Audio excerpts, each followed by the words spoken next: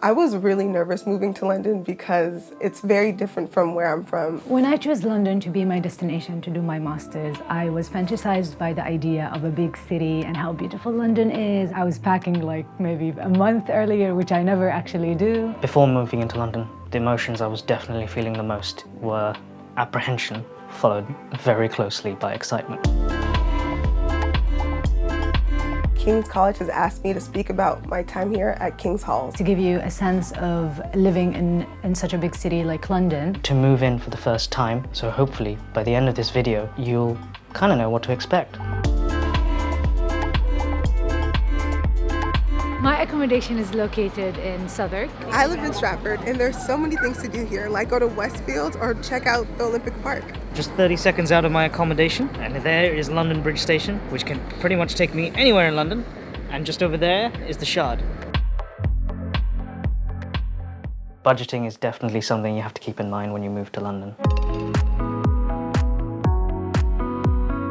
London is a very expensive city, especially for students. I made sure I used all the student discounts that were available to me. There's always somewhere nearby that sells something that little bit more affordably. Just as an example, there's a Tesco literally about 5 minutes walk from here, but I walk about 10 minutes to Lidl and buy what I need for about half the price. It's very important that you start your planning way ahead before your course starts.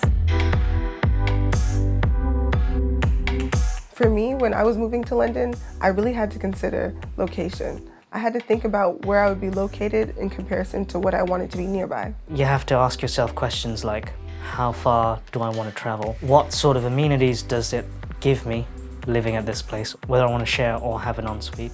How big are the kitchens you're going to be sharing? All of these details you can look up in advance. The more flexible you are, the cheaper your accommodation is going to be. So if you choose to share a bathroom, then it's going to be cheaper than having an ensuite. It's all about trying to balance what you're getting with how much you're willing to pay for it. It's up to you to decide what you can and can't live without.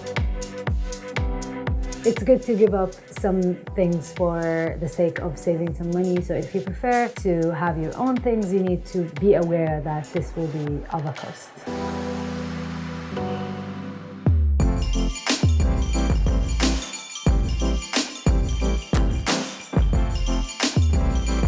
Although private housing has its benefits, I prefer student accommodations because I've gotten to meet and know so many different people from all over the world, and because I don't have to worry about paying different fees because you only have to pay one lump sum fee. So the most important difference I noticed between private housing and student accommodation is safety.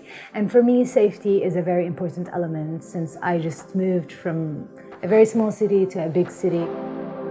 So if I was moving into London for the first time, as I was, I would actually definitely pick student accommodation over private, just because there's always someone at the front desk. If there's a problem, you can always go down. There's security staff all over the place. Otherwise, it can be inconvenient having to deal with all of the issues. Stuff like the estate agents do actually charge you for finding your house, getting your keys sorted out, that kind of thing.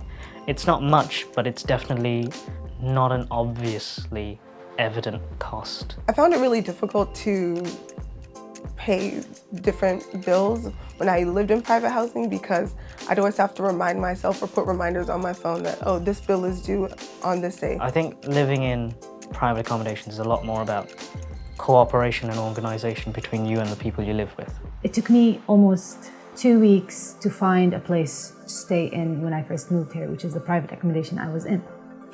And this was such a stressful period for me. For somebody who just moved from their home country to London, it would have been very convenient if I just chose King's College accommodation from the beginning. I would want to come to London not being as stressed as I was, but rather find everything prepared for me and everything ready for me to start on my journey in London.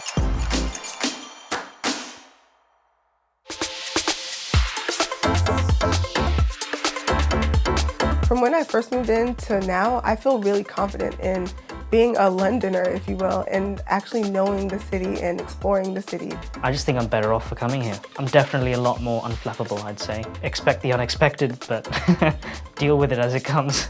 And I would really, really recommend anyone who wants to get out of their comfort zone and try something absolutely new and absolutely insane at the same time is to try and live in London and choose London if you can as your destination for education.